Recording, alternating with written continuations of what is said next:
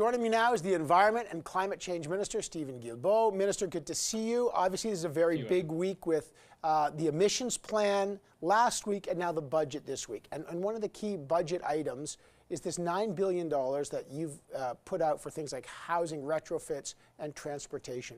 Will there be more money in the upcoming budget, as the Prime Minister seemed to hint, for new programs, especially around housing retrofits? As you know, I'm a humble environment and climate change minister. I'm not the finance minister. I don't know what's going to be in the budget.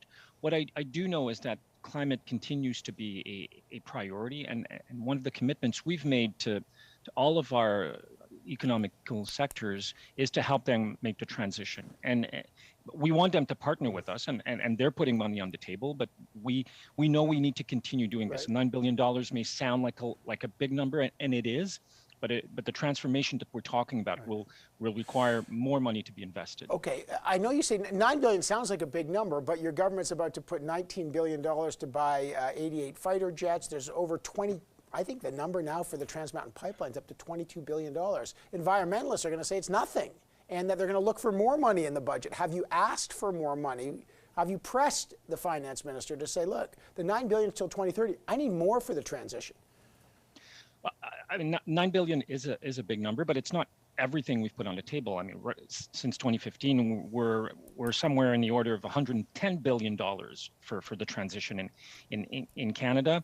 I'm not pressing the finance minister, but it's certainly something we're talking about, and how do we phase in this transformation over the coming years. But again, Evan, exactly what will be on Thursday's budget, I don't know. Okay, but it is fair to say we should look for details, and we might look for new programs. Is that fair to say?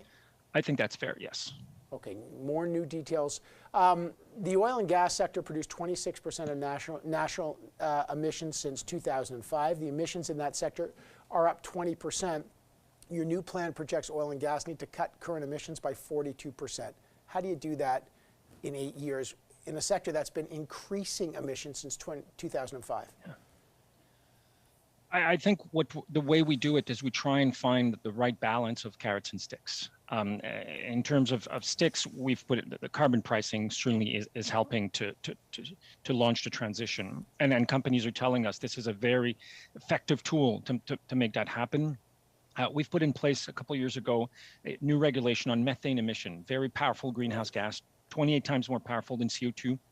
In a matter of years, 3 years, we will have cut methane emissions in the oil and gas sector by 40 to 45%. And we're on track to meeting this. So cutting these emissions by half will make a huge difference. But you said sticks. I mean, the cap on emissions. There's no cap on production. And we could talk about that because by 2030, the production of oil is going to rise to 5.5 million barrels a day. That's up 1.4 million barrels a day from today.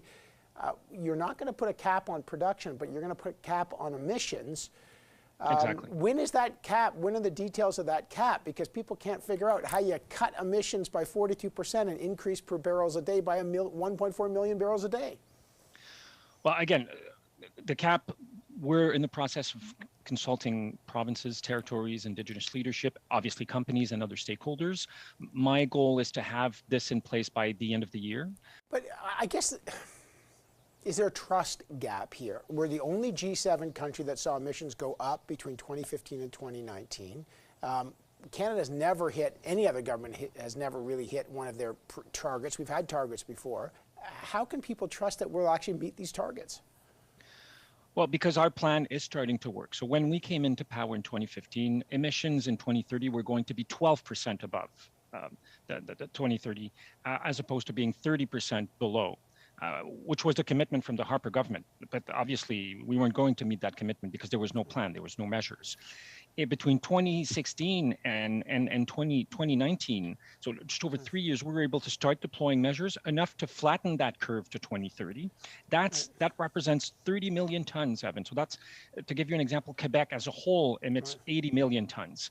So, but now we've flattened that curve, we need to start making it go down in the coming 8 years. This is an ambitious plan by your own admission. It is. Inflation is at a 30-year high.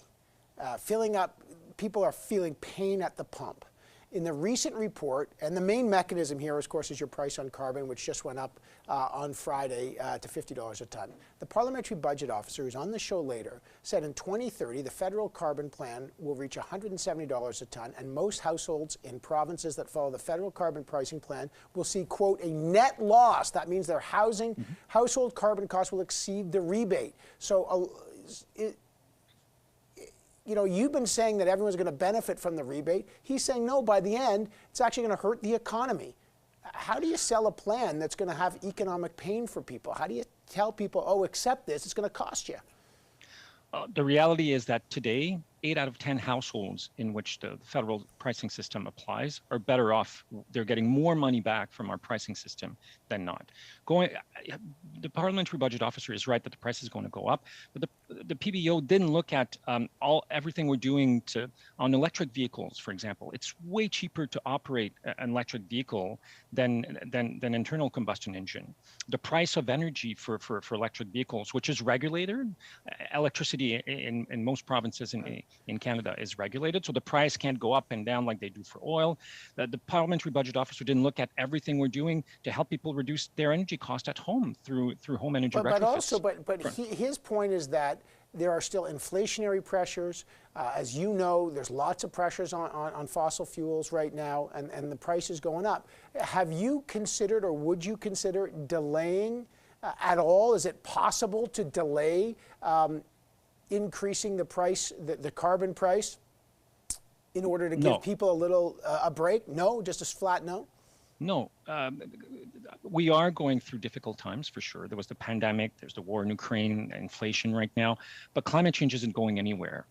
Last year alone, the number of people dying from heat waves doubled in Canada. Last year alone, 700 people just in BC. We saw with the floodings in BC what will be likely the worst natural catastrophe in the history of Canada. And this is costing Canadians billions of dollars, and it's costing lives. And not to talk about the impacts on people's livelihood of being evacuated. In some communities, they've been evacuated last year 4 times. They were evacuated because of the heat. They were evacuated because of the forest fires. They were evacuated because of floodings.